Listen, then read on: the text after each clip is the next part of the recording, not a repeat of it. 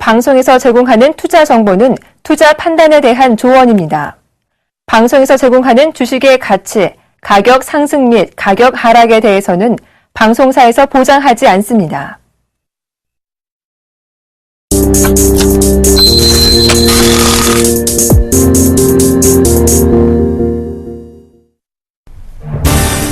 중국 정부가 올해 경제 성장률 목표치를 지난해와 같은 7.5%로 제시했습니다. 물가 상승률 관리 목표는 3.5%라고 밝혔습니다. 리 총리는 경제 성장률 7.5%는 모든 영역에서 완만하게 번영하는 사회를 만들기 위해 정부의 목표를 달성하기 위한 기준이라며 투자 심리를 개선하고 경제 구조 개선을 촉진할 것이라고 말했습니다. 외환 보유액이 8개월 연속으로 사상 최대치를 기록했습니다. 한국은행에 따르면 2월 말 현재 외환 보유액이 3,517억 9천만 달러로 전달보다 34억 늘었다고 밝혔습니다. 외환 보유액은 지난해 6월 3,264억 4천만 달러를 기록한 이후 7월부터 8개월 연속 증가하며 사상 최고치 행진을 이어가고 있습니다.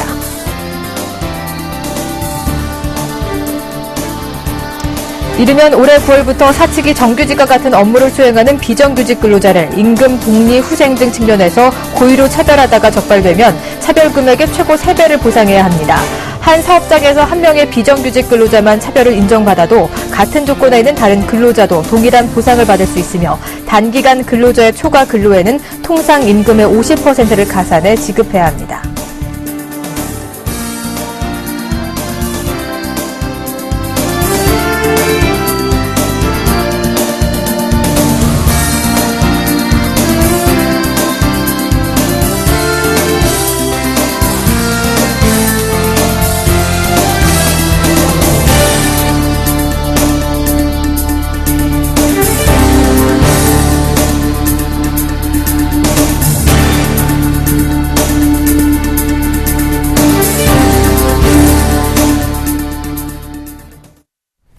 안녕하십니까. 오늘장 내일장의 정혜림입니다. 그동안 3월 개장과 함께 국내 증시의 발목을 잡았던 우크라이나 사태가 진정 국면에 접어들면서 미 증시 3대 지수 모두 상승 마감을 지었고요. 국내 증시도 이에 화답하면서 오늘 양대 지수 모두 강보합권에서 움직이고 있습니다. 코스피 1973포인트까지 1%대 강세 기조 보여주고 있고요. 4거래 연속 상승 중인 코스닥도 536포인트까지 올라선 모습 보여주고 있습니다. 반면 달러와 환율은 오늘 하락 압력을 받고 있는데요. 자세한 시장 분석 두 전문가와 함께 얘기 나눠보도록 하겠습니다. 먼저 알바트로스 투자자문의 신승용 대표와 함께하겠습니다. 안녕하십니까? 네, 안녕하십니까? 네, 우크라이나발 사태가 다소 진정 국면에 접어들면서 알턴니 하나가 빠지며 우리 시장 화답하고 있습니다. 현 시장 분위기부터 짚어주시죠. 네, 일단 시장 상황, 우크라이나 상황들 전체적으로 아직 끝난 건 아니다라고 얘기는 하고 있지만 시장의 분위기 자체는 이미 거의 이제 해소의 분위기 그렇게 들어가면서 시장 내 우려감 크게 이제 해소되고 있다라고 봐야 될 것 같습니다. 지금은 사실상 시장의 어떤 그 변동성 확대 국면에서 어찌 보면 다시금 변동성이 축소가 되면서 그전 이때까지 이제 보여왔던 추세로의 전환이다. 이제 그 추세로의 복귀다라고 보셔야 될 것 같습니다. 그래서 이제 따라서요, 지금 시장의 관심 오히려 그 우크라이나 쪽으로 일시적으로 좀 쏠렸던 그런 시선들이 이제는 다시금 G2로 돌아오고 있다. 중국과 미국의 경제 지표로 돌아오고 있다라고 봐도 과언이 아닐 듯하고요. 이 상황들 속에서 과연 앞으로의 분위기 어떻게 될 것인지 계속해서 미국의 경제 지표 발표되는 부분과 중국의 지표 계속 주목하는 그런 상황들 시장에서 벌어질 가능성이 크겠다라고 생각을 하셔야 될 것 같습니다. 네, 우크라이나 사태가 진정 국면에 접어들면서 이제 시선을 G2로 좀 옮겨보자라는 답변 주시면서 이제는 추세 복귀 구간에 접어들었다고 말씀해 주셨습니다. 오늘장 마감 전략도 어떻게 세워봐야 될지 궁금한데요. 마감 전략과 함께 또 내일 미국 고용지표 발표를 앞두고 있는 만큼 어떻게 변동성 작세가 펼쳐질지 좀 봐주시죠. 네네, 방금 말씀드렸던 대로 이제 시장은 다시금 이제 G2로 복귀했다라고 해도 과언이 아닐 듯이고요. 이 상황들 속에서 방금 말씀하셨다시피 다시금 이제 그 미국 경제 지표, 흔히들 지금 최근 주목하고 있는 지표가 고용과 이제 그 제조 그리고 소비 부분이 되겠습니다. 그 중에 하나인 고용 지표 내일 이제 발표가 되는데요. 계속되는 미국에서의 한파의 영향, 과연 한파의 영향으로 인해서 일시적인 모멘텀의 둔화는 아니냐라는 부분들, 옐런 의장의 상원 의원 청문회에서도 밝혔다시피 지금 현재 미국에서는 한파의 영향 어느 정도나 되는지 계속해서 지금 조사 분석하고 있는 그런 상황이고요. 이 분석하는 그런 상황들 동안에는 일단은 시장 내 어떤 그 경제 지표에 다소간 둔화가 나타난다 하더라도 실제적으로 하방 압력을 주기에는 다소간 미흡한 면이 분명히 있을 것이다. 올해 시장은 상방으로 계속해서 방향성을 가지고 진행될 가능성이 크겠다라고 보셔야 될 것 같습니다. 근데 다만 이제 한 가지 좀 아쉬운 점은요. 시장 내 실질적인 추가적인 모멘텀이 있겠느냐의 여부를 좀 생각을 해보셔야 될 것 같습니다. 실질적인 추가 모멘텀, 우크라이나발 사태가 지금 진정 국면에 들어가게 되면서 이제 안도 랠리에 들어갔고 과연 이 이후에 추가적인 시장을 더 추가적으로 상승시킬 만한 어떤 그 새로운 모멘텀 내지는 새로운 이슈가 있겠느냐. 이 부분을 좀 곰곰이 생각을 해본다면 과거 얼마 전에 뭐 지지난주에 겪었던 바와 마찬가지의 상황 다시 말씀을 드리면 추가적인 어떤 급등을 만들 만한 모멘텀은 다소간 좀 제한적이지 않을까 이렇게 좀 생각이 되고요. 실질적으로 1분기 실적 개선 부분이 가시화되기 전까지는 지금 현재 이때까지 진행되어 왔던 그런 어떤 그 점진적인 추세 상향 정도에 그치지 않을까 이렇게 좀 생각을 합니다. 여전히 지금 마찬가지로 시장 대응 전략 중소형주나 대형주나 마찬가지로 가격 메리트 그리고 실적 이 두 가지 팩트를 가지고 계속해서 시장에 대한 대응 전략을 게을리하면 안 되겠다라고 정리해 드릴 수 있을 것 같습니다. 바로 추세 상승하기보다는 추가적인 모멘텀이 다소 부족한 상황에서 1분기 실적이 가시화되기 전까지는 조금 더 눈여겨보자라는 답변까지 들을 수 있었습니다. 오늘 말씀 고맙습니다. 네, 감사합니다. 네, 이어서 이 시각 외환 동향도 함께 체크해 보도록 하겠습니다. KB 외환선물의 정경펄 팀장과 함께하도록 하겠습니다. 안녕하십니까? 네, 안녕하세요. 네, 우크라이나 리스크가 완화가 되면서 환율 오늘 하락을 출발을 했고요. 또 중국 경제 성장률 목표치도 나쁘게 나오지 않는 만큼 오늘 환율이 다소 눌리는 상황 보여주고 있습니다. 이 시각 외환 분위기도 잡혀주시죠. 네, 달러 환율이 하루 만에 반락했는데요. 오늘 서울 시장은 어제 종가대 5원 50전이 하락한 1068원에 개장했고요. 개장 이후 1067원 60전까지 하락했습니다만 이후 지속적으로 반등하면서 장중 1072원 30전까지 상승했습니다.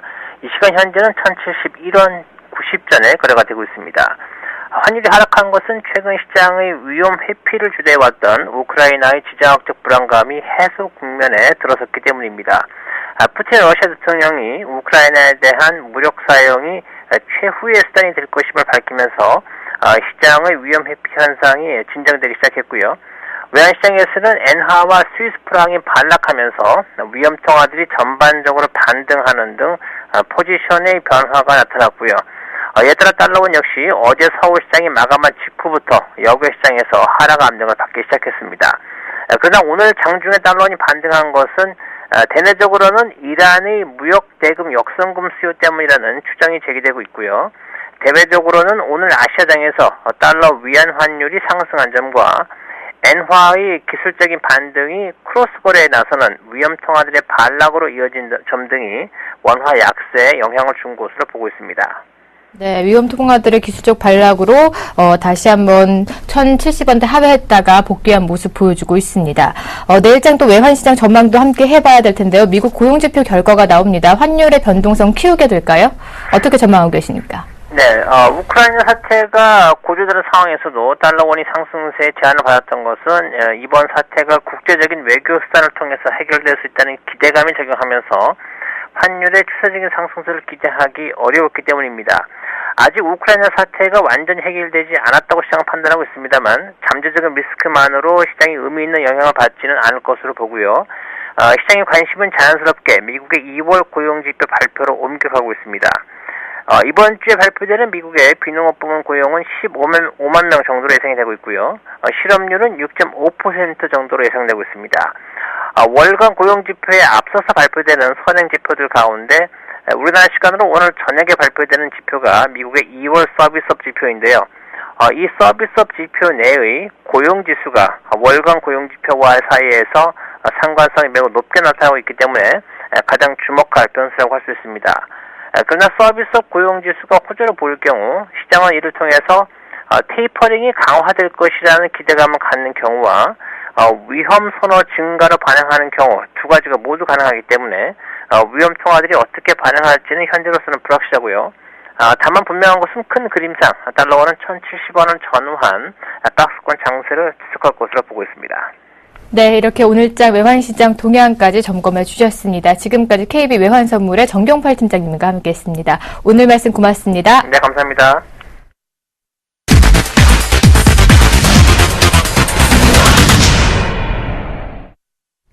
오늘장 이슈들 진단해 보고요. 마감 전략까지 좀 더 꼼꼼하게 세워보도록 하겠습니다. 오늘도 야엠투자증권의 김동섭 이사님과 함께하도록 하겠습니다. 안녕하십니까? 네, 안녕하세요. 네, 3일에 전협이 개막을 했고요. 오늘 전인대가 개막을 하면서 리커창 총리가 중국의 GDP 성장률을 7.5%로 제시를 했습니다. 당초에는 하향 조정될 수도 있다. 이렇게 목표치가 정확하게 발표 나오지 않고 좀 구간으로 발표될 수도 있다라는 우려를 부식시키면서 7.5%로 제시를 했습니다. 이것은 결국 경기 부양을 의미하는 걸로 봐야 되는 건가요? 일단 시장에서는 7% 미치거나 아니면 7에서 7.3% 정도를 제시하고 있었죠. 네. 근데 업무 보고에서 목표치가 7.5% 제시했다라는 것은 일단 성장 둔화를 막겠다라는 의지죠. 그러니까 어떻게 다르게 해석한다면 부양 기조를 좀 유지하고자 하는 생각이 있다라는 거죠. 현재까지는 긴축 모드가 상당히 좀 많이 움직였었는데 완화 기조를 좀 가져가겠다라는 생각을 좀 하는 것이 아닌가라는 생각을 해봐야 될 것 같고요.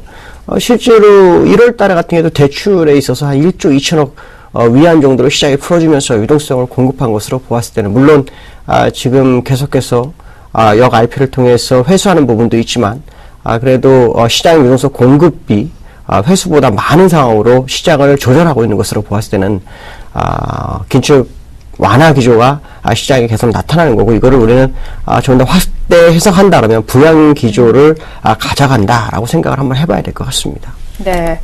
그렇다면 이 성장과 개혁 중 과연 중국이 두 마리 토끼를 잡을 수 있을지 아니면 성장과 개혁 중에 결국에는 이 개혁을 포기할 수밖에 없는 상황이 발생하게 되는 것인지 좀 궁금한데요. 지금 개혁이라는 것은 사실 필요합니다. 왜냐하면 방만하게 경제 운영을 했었고 그 과정 속에서 질서 정연하는 모습이 없는 것은 사실 중국의 모습이죠. 그래서 중국은 이제 그 부분을 해결하기 위해서 성장보다는 내수를 좀 진작시켜서 그 내수의 진작을 통한 성장을 유지하기 위한 어떤 개혁 드라이브를 좀 실행을 했었죠. 근데 문제는 뭐냐면 그러는 과정 속에서 GDP 성장률이 계속 낮아짐으로 인한 약간 리스크를 좀 안기 시작을 했다라는 것을 좀 생각해 봐야 될 것 같고요. 그렇기 때문에 사실 그 경기 부양 기조라든가 통화 완화 기조에 대한 언급이 나온다는 것은 결국 개혁을 일부 중단하거나 희생시킬 수밖에 없지 않겠느냐는 생각을 할 수 있는데요. 제가 볼 때는 개혁에 대해서는 아마 중단하지 않을 확률이 상당히 높습니다. 그것은 여러 가지 이유가 있을 수 있겠지만 가장 근원적인 이유는 시진핑과 리커창이 집권한 지가 이제 1년이 되었습니다. 1년이 돼서 자기가 과감하게 많은 준비를 해서 했던 정책을 성장이 좀 약하다 그래서 바로 바꾼다 그런다면 사실 시장이라든가 여러 곳에서 그 신뢰를 잃어버릴 수 있는 상황이 발생하기 때문에 아마 개혁에 대한 언급은 계속 진행이 될 확률이 상당히 높다고 보여지고 있고요. 아마 그 부분 속에서의 여지를 찾아서 시장 대응을 좀 보여주지 않을까라는 부분이죠. 제가 볼 때는 중국이 재정적 미니 경기부양책을 통해서 재정정책을 상당히 피는 것으로 보았을 때는 개혁과 함께 성장을 같이 두 마리 토끼를 잡으려는 속셈은 있는 것 같습니다. 그러나 이것이 시장에 얼마나 영향을 줄지에 대해서는 솔직히 좀 더 지켜봐야 되겠지만 재정정책이라는 것은 항상 마지막에 그 효과가 커지는 그런 효과가 있기 때문에 시간이 갈수록 충분히 성장을 할 수 있지 않을까라는 생각을 한번 해봐야 될 것 같고요. 개혁을 포기하기는 좀 이른 시점이 아닐까라는 생각이 들고 있습니다. 네, 개혁을 포기하긴 이르고 성장과 개혁 두 마리 토끼를 잡겠다는 건데 그렇다면 그러기 위해서는 어떤 좀 정책들이 뒷받침돼 줘야 하는 걸까요? 일단 시장에서는 그 통화량 공급에 있어서 기준금리를 인하하거나 하는 것을 좀 원할 수 있는 부분이 있죠. 그렇지만 실제로는 기준금리는 거의 인하 안 할 확률이 굉장히 높습니다. 그건 좀 어려울 것 같고요. 벌써 제가 볼 때는 시행이 되는 것이 아닐까라는 생각을 하고 있는데 그것이 이제 환율 변동제라는 거죠. 환율 변동을 굉장히 확대해서 변동성을 주겠다라는 건데 이것은 시장이 해석하기에는 외국 자본들의 투기를 막거나 아니면은 여러 가지를 시장을 이제 방어하기 위한 전략이다라고 하지만 저는 그것보다는 오히려 위안화 약세를 통한 수출을 늘려서 성장을 늘려가는 쪽으로 방향을 잡기 위한 전략이 숨어 있지 않겠느냐라는 생각한다면 벌써 정책은 시작이 됐을 수도 있겠다라는 생각이 들고 있고요. 그것을 법무부에서는 이제 환율 변동제의 확대 뭐 이런 식으로 지금 가는 것 같습니다. 그 부분이 우리가 이제 알 수 있는 것 중에 하나가 얼마 전에 무역 수지가 굉장히 많이 늘었었죠. 이것은 이제 위안화 약세가 되면 될수록 더 커진다는 거죠. 물론 위안화 약세가 된다면 수입 물가가 높아지는 부분이 있지만 과거의 위안화가 굉장히 그 약세일 때도 사실은 이 수입 물가로 인한 영향은 별로 없었다라고 본다면 지금 그 위안화의 약세는 아마도 정부에서 성장 7.5%의 GDP 성장률을 이루기 위한 목표를 이루기 위한 전략적인 하나가 지금 진행이 되고 있다라고 봐야 될 거고 그것을 환율 변동제라는 것으로 인해서 확대라는 것으로 시장에 전인대에서 업무 보고를 한 것이 아닐까라는 생각을 한번 해봐야 될 것 같고요. 그 외에는 결국 지금처럼 통화를 공급을 좀 해주면서 일부는 또 다시 걷어들이는 작업을 계속 할 확률이 상당히 높죠. 근데 제가 볼 때는 통화 공급을 한 상태에서 걷어들이는 속도라든가 이것을 좀 늦추면 좋은데 통화 공급하고 난 다음에 뭐 일주일 만에 다시 걷어들이고 하는 경우가 많아서 시장이 방향성이 있는 것은 좀 있다라는 생각을 한번 해봐야 될 것 같습니다. 네. 이 전인대 개막으로 인해서 전일장 우리 또 시장에서 태양광주들이 주목을 받았습니다. 아무래도 중국 쪽에 환경 문제가 좀 많기 때문에 전인대로 인해서 중국 정책의 입을 국내 수혜주도 또 찾아봐야 될 것 같은데 어떤 업종도 좀 눈여겨보면 도움이 될까요? 지금 중국하고 이제 가장 경쟁이 많은 게 조선이라든가 아니면 이제 태양광 쪽에서 상당히 많았죠. 조선 같은 경우에는 1월, 2월에서 중국보다 수출 비중이 그러니까 수주가 굉장히 많습니다. 그러니까 1, 2위를 벌써 우리나라가 다 차지한 상황이기 때문에 이건 이제 차지하고 봐야 되겠죠. 그렇다면 얼마 전까지 우리나라에서 전 세계적으로 유명한 그 회사가 이제 OCI라는 그 태양광 회사가 있었죠. 물론 OCI를 추천하는 것은 아니고요. 태양광 관련 종목들이 아마도 그 오염, 대기 오염이나 이런 거에 대해서 이제 약간 수혜를 좀 볼 수 있지 않을까라는 부분이고요. 오늘 뉴스를 보니까 이 태양광 관련 회사가 뭐 디폴트 위기까지 지금 가고 있다 뭐 이런 것을 봤을 때는 상대적으로 이제 국외에 있는 어떤 태양광 업체들한테 좀 도움이 되지 않을까라고 볼 수 있고요. 이것은 이제 일부적인 얘기고요. 실질적으로는 좀 더 시장을 좀 열어두고 봐야 될 것 같습니다. 아직까지는 어떤 업종이나 얘기할 수는 없고요. 다만 오늘 이제 뉴스라든가 이런 것들을 보았을 때 거기에 맞춰서 제가 말씀드린다면 현재 조선업종이라든가 태양광 업종들은 시장에서 상당히 관심을 좀 가질 만한 그런 위치에 있다라는 생각을 한번 해봐야 될 것 같습니다. 네, 그렇다면 태양광주들이 이 치킨 게임에서 좀 승리한 걸로 봐도 좋은 걸까요? 일단은 현재로서는 어느 정도 승산이 있다라고 봐야 되는 게 그 현재 시장에서 살아남은 기업이 그렇게 많지 않고요. 또 하나는 폴리시리콘 가격이 지금 21불대로 지금 계속 올라가고 있기 때문에 이런 부분을 본다면 향후 시장성은 상당히 좋아지거죠. 그냥 그동안 싸웠던 뭐 얼마 전에 우리나라 같은 경우에도 반도체 업체에서 하이닉스하고 삼성전자하고 마이크론하고 여러 회사가 이제 서로 치킨 싸움을 했지만 결국에서 살아남은 자만이 지금 1, 2위를 다투고 있는 것처럼 아마 이런 부분이 있을 수 있지 않을까라는 생각을 한번 해봐야 될 것 같습니다. 네. 3월 개장과 함께 연 이틀 좀 조정을 받으면서 좀 다소 국내 증시에 불안감을 안겨주었던 우크라이나 사태가 진정 국면에 접어들었습니다. 이사님께서 일시적인 것이다라고 말씀을 해주시자마자 하루 만에 푸틴이 꼬리를 내리는 모습 보여줬습니다. 그렇다면 우크라이나 사태 이제는 한 템포 좀 쉬어가는 건지 아니면 일단락됐다, 종결됐다라고 봐도 좋은 건지요? 계속해서 얘기는 있을 것 같습니다. 얘기는 있을 수밖에 없는 상황이지만 어떤 무력적인 문제는 이제 사라졌다라는 생각을 한번 해봐야 될 것 같고요. 어저께 푸틴이 뭐 군사훈련을 중지하고 일단 회군을 했죠. 그랬는데 이걸 보면서 느낀 건 뭐냐면 푸틴도 세계 정세를 좀 보는구나라는 생각이 들었습니다. 왜냐하면 시장의 세계 정세의 변화에 대한 어떤 그 간보기 작전을 했던 것 같은데 거기에 대한 치명타를 좀 받았죠. 왜냐하면 루블화도 엄청나게 약세가 됐었고 폭락을 했었고 또 러시아장 같은 경우는 거의 12% 정도 하락하면서 뭐 그 주변 재벌 친구들이 손해가 어마어마하게 났다 뭐 이런 얘기를 하는 거 봤을 때는 푸틴이 한번 시장의 움직임을 좀 보려고 했다가 완전히 지금 잘못된 방향으로 갔기 때문에 아마 다음에는 이러한 일이 거의 없을 확률을 좀 열어두고 봐야 될 것 같고요. 실제로 푸틴이 잘 선택을 한 겁니다. 여기 선택이라는 것은 뭐냐면 군인들한테 이제 회군하기를 철수를 지시한 것은 잘한 게 만약에 문제가 됐을 경우 향후 이제 정치적으로나 국제적으로 어떤 러시아가 이제 미아가 될 수도 있는 그런 상황이 됐었기 때문에 그 부분을 일단 벗어나려고 노력했다는 것은 상당히 점수를 좀 높게 줘야 되겠죠. 그렇지만 향후에도 이런 문제로 인해서 시장에 불확실성을 제공할 이유는 전혀 없지 않을까라는 생각을 해보고 있습니다. 네. 그렇다면 우선 일단락은 됐고, 근데 좀 일간에 좀 끊기 힘든 게 도박이라고 했는데 어제 도박이라고 표현하신 만큼 푸틴이 다시 한번 이렇게 제재를 가할 가능성은 전혀 없는 건지요? 지금은 쓸 수 있는 카드가 상당히 제한되어 있습니다. 오히려 그 크림반도 자체적으로 분리독립을 해서 거기에 이제 그 우회적으로 지원을 해서 분리독립했을 때 러시아에 포함시키는 거 외에는 방법이 거의 없죠. 근데 제가 볼 때는 그것 좀 어려울 거다라는 생각이 들고 있고요. 아마도 제가 볼 때는 해프닝으로 끝나는 상황이 아닐까라는 생각도 한번 해봐야 될 것 같습니다. 네, 우선 우크라이나는 이번에는 그냥 해프닝으로 끝날 것이다라는 답변까지 들을 수 있었습니다. 그동안 외국인과 기관이 코스피 시장에 쌍끌이 매도를 보였습니다. 하지만 오늘은 좀 돌아온 모습 보여주고 있는데요. 추가 상승을 좀 기대하는 이 길목에 있는 것 같습니다. 기대해봐도 좋은 것일까요? 외국인들의 현물 매수세는 한 200억 정도밖에 되지 않고 있습니다. 많은 물량은 아니죠. 지금 그 외국인들은 이 선물 가지고의 어떤 시장 드라이브를 계속 유도하는 모습이 나오거든요.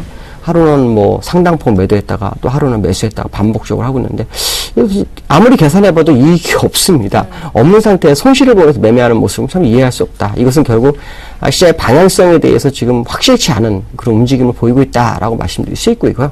다만 이제 지금 시장 전체적인 흐름을 봤을 때 이제 상승 추세 유지 국면에 있다라는 것은 이번에 우크라이나 사태를 통해서 우리가 알 수 있다는 거죠.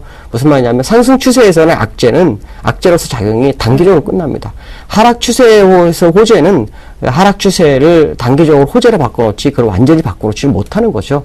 우크라이나 사태 자체가 상승 추세에서 일시적인 악재였다라고 판단할 수밖에 없다 하면 결국 외국인들이 오늘 소폭 매수지만 추세적으로는 매수를 계속해서 감행할 확률이 높고 거기에 따라서 기관도 같이 쌍끌이 매수 가능성을 열어두고 보시는 것도 나쁘지 않을 것 같습니다.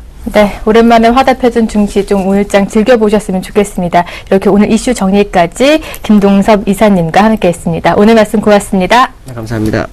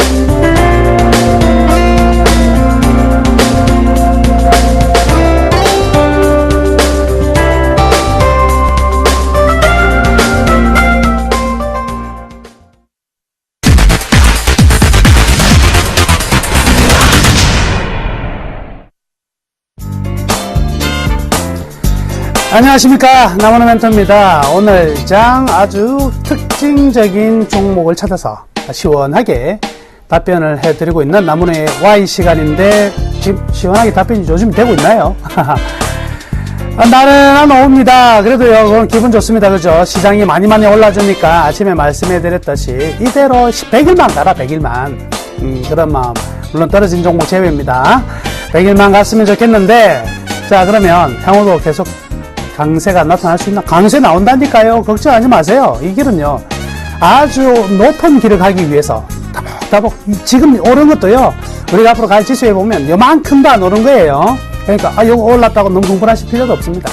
그냥 눈만 뜨고 계시면은요, 지수는 계속 올라가니까 여러분들이 웃는 날만 남았다, 이렇게 말씀해 드리겠습니다. 그런데 웃는 날만 남았다 그랬는데요, 우는 종목이 하나 나왔네요. 이름하여 한화케미칼. 오늘 한화케미칼이 급락하고 있습니다. 6.13%. 한화케미칼. 화나케미칼이네. 이거 화가 좀 난다. 그죠? 이 한화케미칼이 오늘 왜 급락을 했느냐 보니까요, 해외 주식 예탁 증서 DR이라고 그러죠. GDR이라고 그러는데 발행을 추진하고 있다.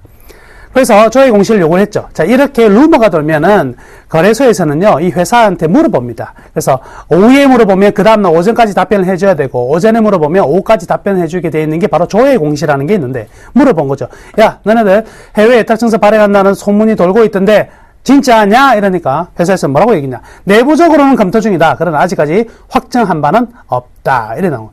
그러면 내부적으로 검토 중이다 하면 이미 이제 한다고 봐야 되죠. 검토하고 안 하겠다 별로 없거든요. 그럼 거의 한다고 보니까 오늘 시장에서 이제 마구마구 던지고 있는데 누가 던지나 보니까요. 외국인들하고 기관하고 아주 큰 폭으로 매도를 하고 있습니다. 그냥 기신만 주식 매도가 나오고 있는데 재밌는 사실은요. 기관은 작년 12월부터 그리고 연기금은 1월 말부터 쭉 매도해 왔어요. 매도하면서 주가가 좀 떨어졌고요. 외국인들은 반대로 이제 2월 초에 매도한 이후에 현재는 계속 관망 흐름이었거든요. 물론 이제 오늘 이 내용이 나오면서 이제 떨어지긴 했습니다. 자, 문제는요. 그러면 중요한 이 GDR 발행한다고 했는데 그럼 GDR이 뭐냐 이거 좀 여러분들이 좀 아셔야 되잖아요. 저하고 함께하는 시간은요 특징주나 이슈나 이거를 갖다가 막 어렵게 설명하는 게 아니라 모르는 거를 제가 설명해 드리려고 하는 거거든. DR이라 대리운전 이건 아니고 DR이란 뭐냐면 우리나라에서 유상증자 여러분들 한번 생각해 보세요. 하나케미칼이 우리나라에서 유상증자를 한다 그러면 주가는 어떻게 될까요? 와장창 떨어집니다. 왜냐면 지금 수급 상황이 그렇게 썩 좋은 우리나라 환경이 아직은 아니잖아요. 그러니까 주가가 떨어질 수 있는데 어디에다 유상증자를 하는 거냐면 미국에다 하는 거는 ADR이라 그래요. ADR이라 그러고 미국 말고 전 세계적으로 하는 것을 GDR이라 그럽니다. 그럼 지금 하나케미칼이 검토 중인 DR은 어떤 거냐면 GDR이다. 전 세계적으로 뭐 투자자를 모집하겠다는 거죠. 그런데 이게 주식을 전 세계적으로 실제로 보냈을 때는 굉장히 그쪽에 증권거래법이 있잖아요. 그렇죠? 각국마다 있는. 그래서 굉장히 복잡해집니다. 그래서 어떻게 하냐면 발행은 여기서 해놓고 그걸 맡겨두는 거예요. 맡겨놓고 증서를 여기서 네가 찾을 수 있는 증서가 있어 해서 증서를 가지고 매매를 외국에서는 할 수 있게끔. 그러면요 외국인 입장에서는 우리나라에 하나케미칼에 투자를 하고 싶은데 한국에 계좌 열어야 되죠. 원화 계좌 열어야 되죠. 달러 계좌 열어가지고 연결해야 되죠. 복잡하잖아요. 근데 거기에서는 그냥 달러든 그쪽 통화로 매매가 가능하니까 분명히 좀 더 많은 외국인 투자자를 모집할 수가 있을 것이라는 거죠. 그러면 하나케미칼이 현재 외국인 지분이 한 14에서 15% 정도밖에 안 되거든요. 외국인 지분이 그렇게 썩 아주 많은 종목이 아니기 때문에 이 GDR이 발행이 성공적이 된다면 외국인 지분은 조금 올라가겠죠. 그렇다고 해서 경영권 압박이라든지 뭐 이런 부분은 또 전혀 없다. 이렇게 보시면 되겠습니다. 즉, 우리나라에서 주식을 팔아서 우리 개인들이나 일반 투자자를 통해서 자금을 모으는 것이 아니라 세계에다 파는 거구나. 이렇게 생각하시면 되겠네요. DR이라는 게 알고 보니까 별거 아니죠. 자, 이제 DR은 설명해 드렸고요. 이제 하나의 중요한 관찰 포인트도 몇 개 있는데요. 첫 번째, 이 DR을 발행한다는 결국 투자 자금을 모은다는 거잖아요. 이 투자 자금을 왜 모을까? 보통 기업들은요, 두 가지 목적에 의해서 모으겠죠. 첫 번째는 뭐예요? 지금 당장 돈이 없어. 호주머니 돈이 없으니까 자금이 필요하다. 긴급 수혈이 필요하다 할 때 발행하는 거. 이럴 경우에 주가는요, 사실은 뭐 급락이 많이 일어나죠. 너네 상태가 그 정도로 안 좋은 상태구나. 이렇게 될 수 있는데, 하나케미칼이 적자나는 기업이 아닙니다. 그죠? 적자나는 기업이 이익이 줄어들었을 뿐이지, 아직도 현금 유동성 충분하거든요. 그런데 왜 이렇게 GDR 발행을 검토하고 있느냐? 이거 생각해 봐야 되잖아요. 이럴 경우에 어딘가에 돈을 쓸 때가 있구나. 어딘가에. 어디다 쓰려고 할까? 하나그룹 내에서 하나케미칼이 지원하는 여러 가지 자회사들이라든가 이런 데 부실한 회사가 있나 보니까 없어요. 없네.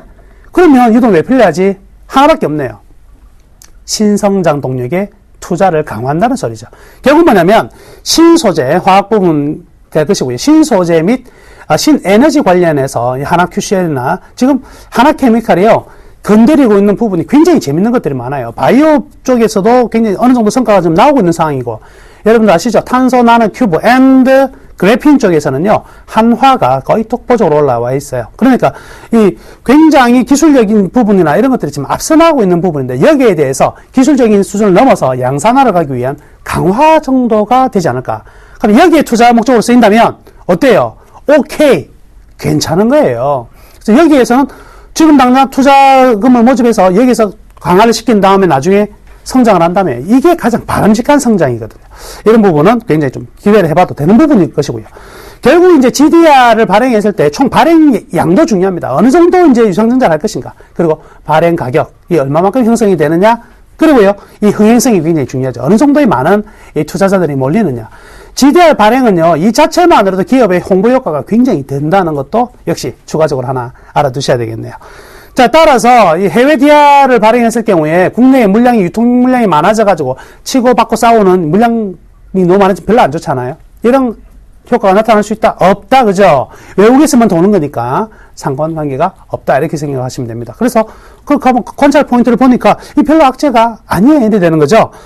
향후 이제 앞으로 이 하나케미칼 기업 자체를 한번 보자고요. 어떤 전망을 가지고 있느냐. 첫 번째, 오늘 나타나고 있는 수급 그리고 심리적 충격은요, 반드시 단기간에 끝난다. 어저께 보세요. 제가 푸틀러라 그랬잖아요. 푸틴, 히틀러, 푸틀러. 뭐 해봐야 짧게 끝난다 그랬죠. 마찬가지입니다. 이것 또한 충격은 아주 단기간에 그칠 수밖에 없다. 펀더멘탈 훼손되는 부분이 절대 아니다. 이렇게 보시면 될 것 같고요. 그리고 화학 부분의 실적은 계속 좋은데 하나케미칼 또한요, 건자재가 굉장히 많이 있죠. 건자재 부분 많은데 실적이 너무 좋아지고 있죠. 최근. 그와 동시에 하나 이제 돈을 까먹는 회사가, 자, 그래서 하나 큐셀, 태양광 관련 회사가 있었는데, 지금요, 올해 턴어라운드가 유력하다는 거죠. 태양광 오퍼닝 좋은 상황이거든요. 그럼 어느 게 하나 버릴 게 없는 이런 상황입니다.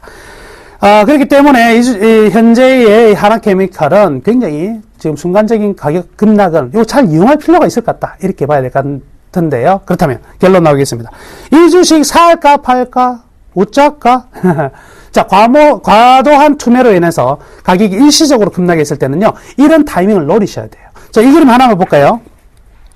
지금 하나케미칼의 매출액 영업이익 그리고 순이익 그래프인데요. 이 그림 보시면 지금 매출액의 감소 속도가 끝이 났습니다. 그래서 매출액이 딱 정체 중이고 이익의 감소가 계속 나타났는데 올해 지금 턴어라운드가 된다 그랬잖아요. 그러면 매출액이 유지된 상태에서 이익이 돌았으면 가파르게 돌았었거든요. 이게 바로 밸류 아닙니까? 가치 투자의 기본 맥인데, 그렇다고 본다면 지금 이렇게 순간적으로 접어들 때 아주 유명한 그 격언 있잖아요. 예, 영어로 땡큐. 예, 사셔도 되겠습니다. 자, 19,500원이라면 19,500원 부근이라면 충분히 매력적이다. 뭐 두려워하지 마시고요. 이런 정도 가격이라면 기분 좋게 조금씩 담아 놓으시면은요, 분명히 여러분들 활짝 웃는 날이 머지않아 며칠 안에 생길 것이다. 저는 이렇게 말씀해 드리겠습니다. 자, 오늘 특징주 하나케미칼은요, 이렇게 정리를 하겠습니다. 그리고 잠시 후 3시 10분부터 아시죠? 제 방 온라인 무료 공개 방송 하니까 샘플러스 오셔가지고요, 또 오늘 또 무슨 이야기를 할까? 오늘 추천 정보 하나 드리도록 하겠습니다. 관심 있으신 분들의 많은 참여를 바라겠습니다. 감사합니다.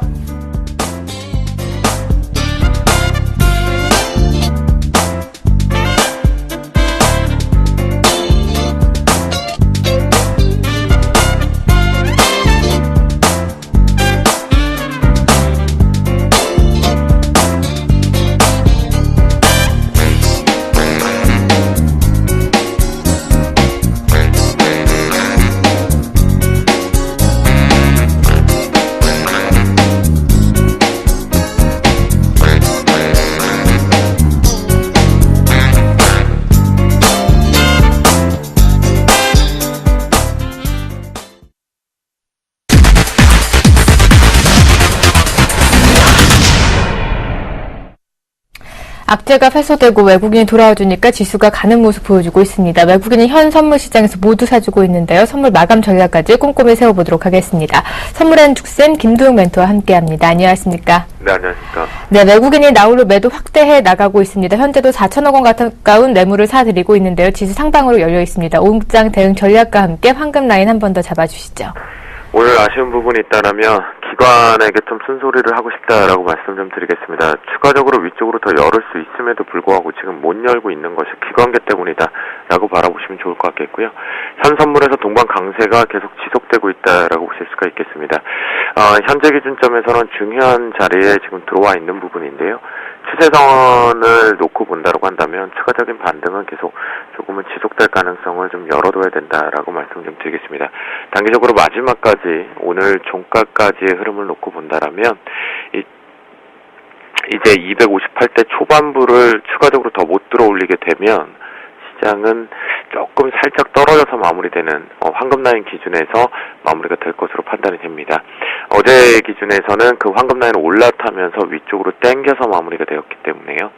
오늘 그 기조가 고스란히 좀 유지되고 있다라는 관점으로 볼 수가 있겠고요. 현재 기준에서 외국인들만이 나홀로 매수를 확대하고 있는, 지속하고 있는 가운데 개인과 기관계 쪽, 특히나 기관계 금융투자 창구 쪽이 신규 자금들이 유입되면서 시장의 발목을 잡고 있다라고 보실 수가 있겠습니다. 옵션 시장 쪽에서 콜옵션 추이와 풋옵션 추이, 중요한 거래 대금들이 형성되고 있지는 않다. 그렇다고 한다면 포지션 자체에서 위축될 것은 없다라고 보시면 좋겠고요. 이제 만기주가 들어가는데 만기주에 이미 들어와 있는 상황인데요. 어제와 오늘 전반적으로 제한적인 하락을 만들어내면서 시장은 지금 현재 기운대 총 누적을 모두 다 놓고 보면 일단 상방 배팅이 좀 더 강화되고 있다라는 관점으로 좀 바라보셔야 될 것 같겠고요. 프로그램 쪽을 보면 베이시스가 꾸준하게 지속이 되면서 컨텐츠로 들어오면서 차익과 비차익 모두 다 동반해서 매수 포지션 쪽으로 좀 잡고 있다. 매수 차익 잔고와 매도 차익 잔고 쪽으로 좀 우리가 좀 이렇게 스프레드를 좀 보면요.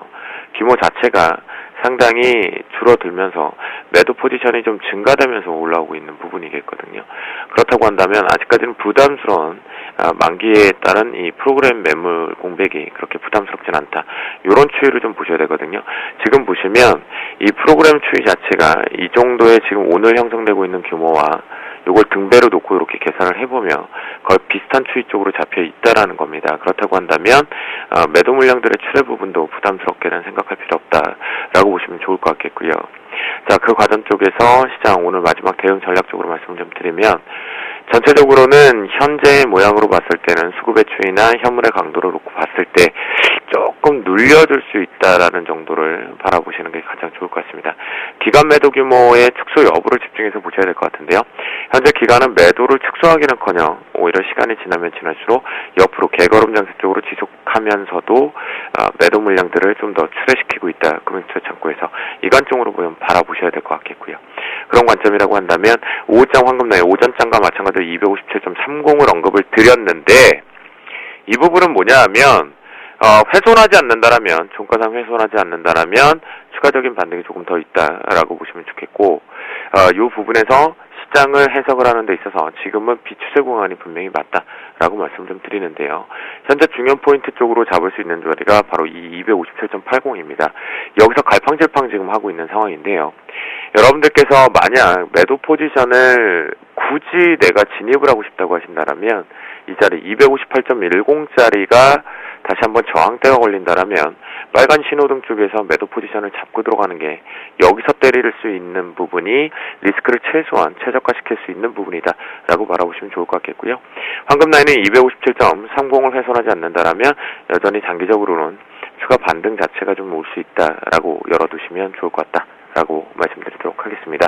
그리고 오전장 황금날에서 말씀드렸던 대중국 관련주들 잘 보셔라 라고 말씀 좀 드렸고 특히나 상장되어 있는 중국 관련주들 오늘 지금 상한가가 차이나 하오란이 일단 먼저 들어가 있는 모습이겠고요. 나머지 차이나 그레이트를 비롯해서 종목군들이 좀 양호하게 올라가고 있거든요. 이 부분 집중해서 보셔야 된다라고 말씀 좀 드리겠고 그 다음에 또 하나 정도 선물 쪽하고 포인트를 조금 개별 성향이긴 하지만 이 얘기를 드리는 것 또 하나는 바로 공인인증서 관련된 보안 관련 쪽이거든요. 이 얘기를 드리는 이유는 뭐냐면 시장의 중소형주 자체가 방어 자체가 어제부터 나오기 시작했다라는 관점을 놓고 보면 이것을 단기 추세로 전환됐다라고 생각한다라면 여러분들한테 말을 할 수가 없는 부분입니다. 그 얘기는 무슨 얘기냐면 시장의 사전 징후들이 모든 게 다 포착되면서 나타나기 마련이거든요. 현재 기준점에서 분명히 그저께 월요일에 발생됐던 모습에 잠깐만 말씀드리면 그저께는 분명히 조정포를 출발이 됐었습니다. 이땐 현 선물이 동반해서 커플링 현상 쪽으로 내려왔었죠. 그리고 여기서 올라올 때는 도깨비 장색 쪽으로 올라왔었고요. 하지만 이 부분 어제의 모습과 어제 이 억지성의 음봉 캔들을 제외하고 논다면 전반적으로 어제의 흐름을 봤을 때 종목군들은 짱짱하게 살아나기 시작했다라는 겁니다. 그 관점이 오늘도 지속되고 있는 관점이기 때문에요. 현재 기준점에서 여러분들께서는 황금 라인 부분을 훼손하기 전에 확인하고 들어가도 늦지 않다 매도는. 그래서 여전히 매수 포지션을 좀 유리하게 보자라고 말씀 좀 드리겠고요. 어제는 3시 15분 최종 선물의 종가가 0.5포인트를 갭으로 띄어서 마무리해졌고 그게 야간 시장에 우호적으로 계속해서 지속되었기 때문에 오늘 역시도 지금 부분에서는 거의 257.80 부근 억지성으로 해봤자 여기서 오차범위 플러스 마이너스 0.5p 정도이기 때문에 큰 변화 추이는 없을 것으로 판단이 된다. 그리고 종목군들의 힘이 워낙 지금 강하다라는 관점으로 놓고 보면 전체적으로는 매수가 좀 유리하다라고 말씀드리도록 하겠습니다. 네, 오늘은 기관의 발목을 잡히면서 지수가 더 가지 못하고 있는데요. 기관의 매도 축소 여부 확인하시고 황금 라인 257.30까지 잡아주시면서 현재 황금 라인 위에서 움직이고 있습니다. 매수 포지션이 유리하다고 답변 주셨습니다. 오늘 말씀 고맙습니다. 네, 감사합니다.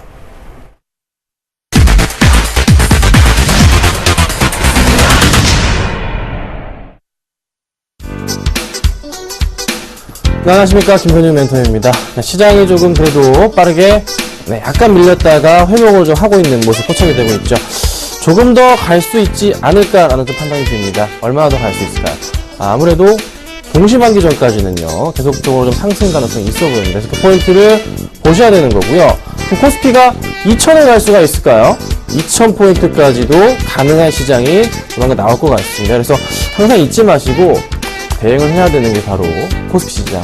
코스닥보다는 그래도 코스피 시장이 조금 더 유리하게 움직일 가능성이 있기 때문에 놓치지 마시고 대응하시면 좋을 것 같아요. 대신에 언제까지? 동시만기까지. 언제죠? 다음 주 목요일입니다. 그래서 그 전까지 이번 주는 좀 장이 좋을까요? 네, 좋을 가능성 높습니다. 그래서 잘 두고 계시면 될 것 같습니다. 자, 보유하신 종목에 대해서 문자를 주시면 될 것 같아요. 아래 번호 나오고 있죠? 013-3366번에 0110번입니다. 문자 주시면요, 제가 최대한 자세하게 상담을 해드리도록 하겠습니다. 아셨죠? 수익 잘 나고 있습니다. 그렇죠? 잘 따라주시고요. 제가 추천드렸던 종목이나 다른 종목들 상관없습니다. 어떤 종목이든 간에 문자 보내주시면 되겠습니다. 자, 오늘 수급 100점주 좀 살펴보도록 하겠습니다. 네, 오늘 5가지 종목 역시나 제 레이더방에 걸렸습니다. 첫 번째 종목은요, 삼성전자고요. 두 번째 기아차, 그 다음 조선주, 그리고 대한항공. 어제도 걸렸던 CJENM 오늘 급등하고 있죠? 살펴보도록 하겠습니다. 자, 먼저 삼성전자를 좀 볼게요. 오늘 1.3% 정도 상승을 하고 있습니다. 좋은 그림이 나타나고 있는데요. 어제도 제가 가지고 나왔던 종목인가요? 이 포인트 차트를 좀 같이 볼게요. 단기적인 일봉으로나마 포인트가 잡힌다 말씀을 좀 드렸습니다.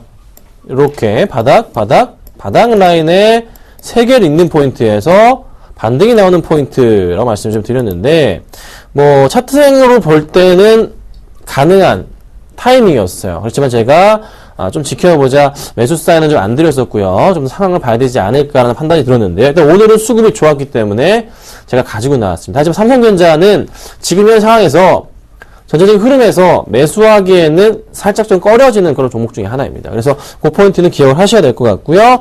자, 그 다음 이 종목입니다. 자, 제가 여러 번 좋다고 말씀드렸던 기아차입니다. 좀 더 크게 볼까요? 자, 기아차 지금 차트 흐름, 네, 완벽하게 제가 지난주부터 계속 말씀드렸던 이 포인트 뭐죠? 네, 요 그림 나올 것이다, 나올 가능성이 높다라고 말씀을 드렸습니다. 지워볼까요? 정확하게 N자형 파동이 나와주면서 주가가 올라가고 있습니다. 자, 다음 라인 어디입니까? 요 라인 보이시나요? 좀 크게 볼까요? 121선 라인이죠? 120선 라인 딱 타고 올라가면 어디까지? 눈에 보이시나요? 어디까지 보이시나요? 59,000원 포인트가 눈에 들어오네요. 요 갭을 메울까요? 메울 가능성 있어 보입니다. 수급이 좋기 때문이고요. 제가 어제도 말씀드렸죠? 기아차 잘 들고 있으라고, 갖고 계신 분 들고 있으라고 말씀드렸습니다. 꾸준하게 좀 더 갈 가능성은 있기 때문에 조금 더 지켜보자 말씀드리고요. 오늘도 수급이 좋았기 때문에 가지고 나와봤습니다. 자, 그 다음 보겠습니다. 자, 삼성중공업입니다. 삼성중공업뿐만이 아니라요, 조선주들 흐름이 오늘 다 좋습니다. 자, 그래서 제가 가지고 나왔는데요. 오늘 오전에 제가 대우조선해양을 말씀을 드렸죠. 그렇죠? 예. 거의 지금 매수가 부근에 놓여 있는 상태인데, 삼성중공업 역시나 잘 갑니다. 그런데 이 중에서요, 조선주 중에서 항상 탑픽주로 봐야 되는 종목들이 있습니다. 바로 순서를 매겨드리자면 대우조선해양과 현대미포, 그리고 현대, 삼성 이런 순인데요.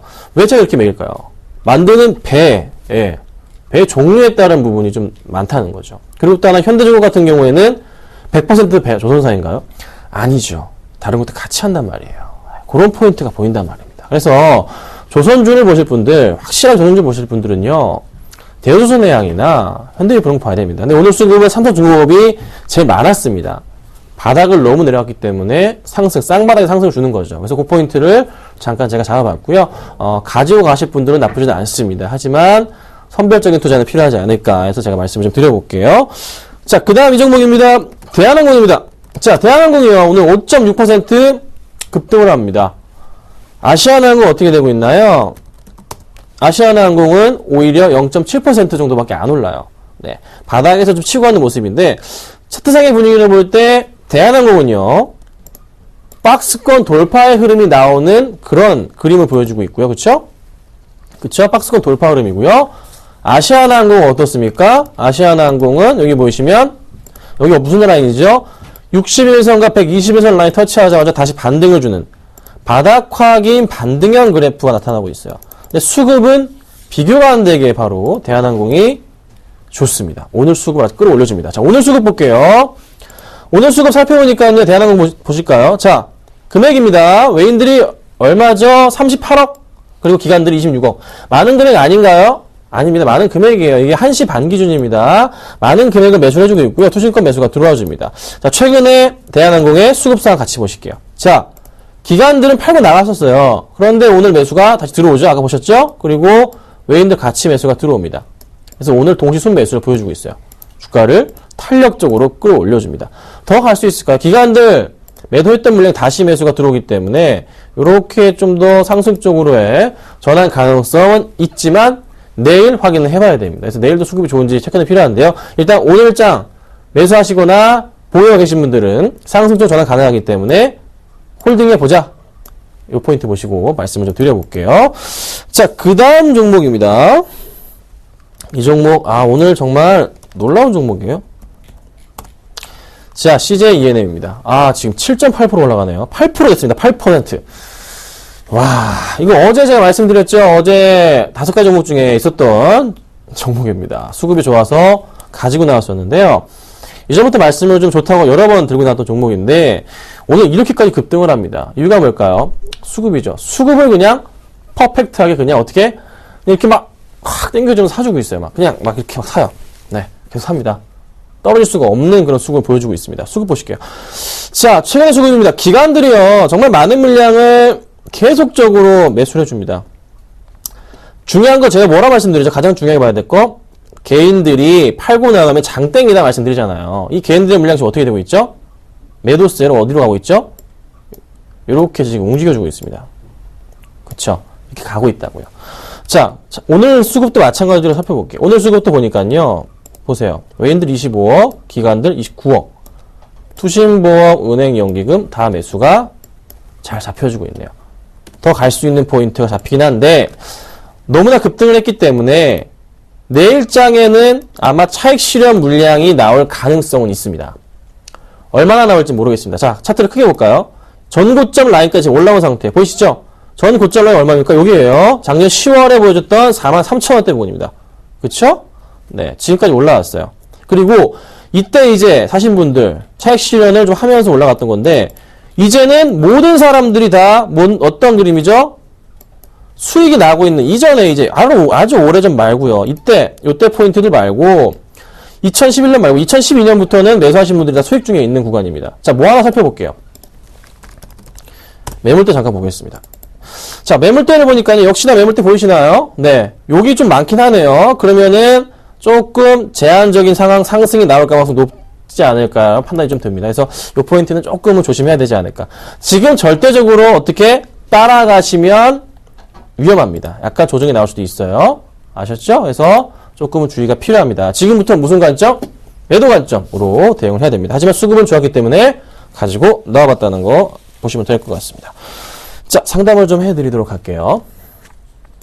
자, 첫 번째 상담은요, 6142님께서요, AVCNC, 네, 화장품주요, 상담을 해주셨습니다. 오늘 2.5% 빠지네요. 오늘 이렇게 좋은 시장에서 초대를 받지 못했습니다.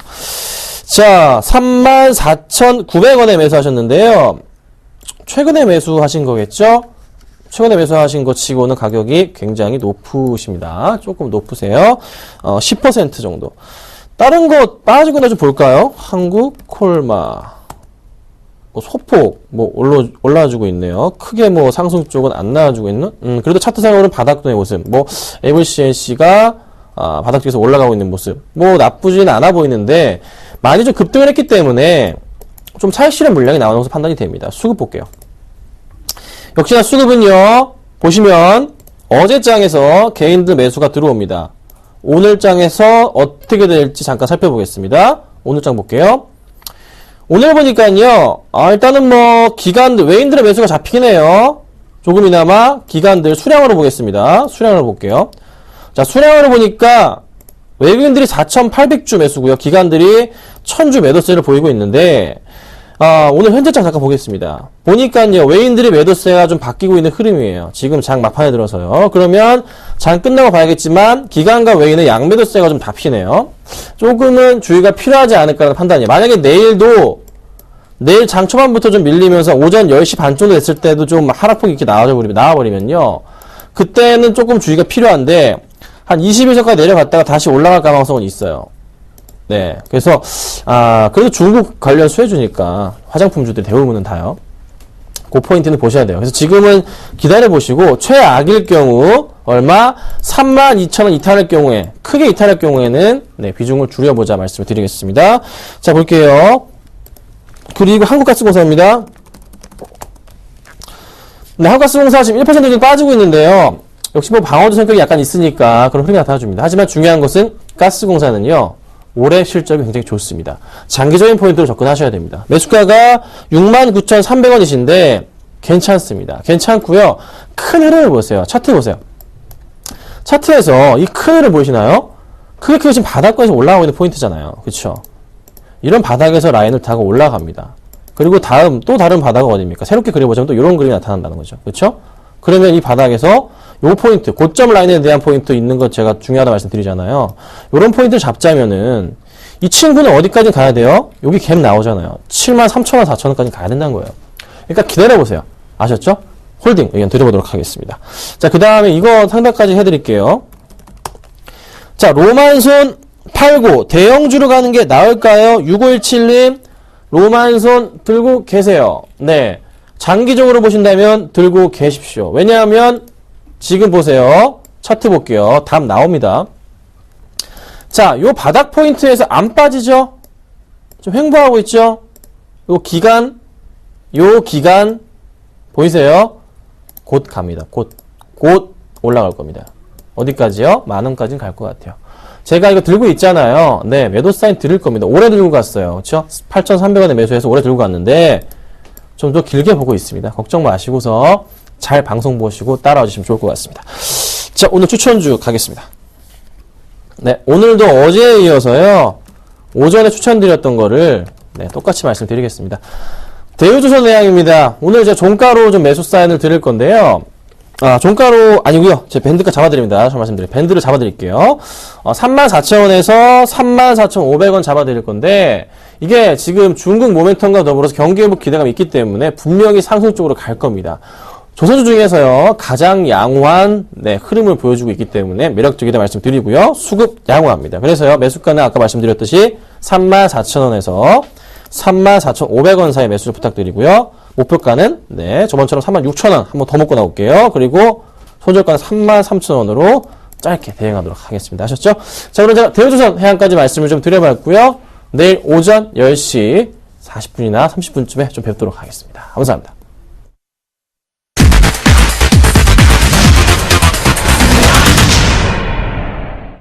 네, 1%대 강세 기조 이어나가던 코스피 마감 접하면서 다시 한번 1970선 하회한 움직임이지만 여전히 강보합권에서 움직이고 있고요. 오늘은 역시 코스닥 선전이 눈에 띕니다. 536포인트까지 올라선 모습, 양대 증시 강보합 마감을 예고하고 있습니다. 오늘 장 내일자 오늘 준비한 소식은 여기까지입니다. 시청해주신 여러분 고맙습니다.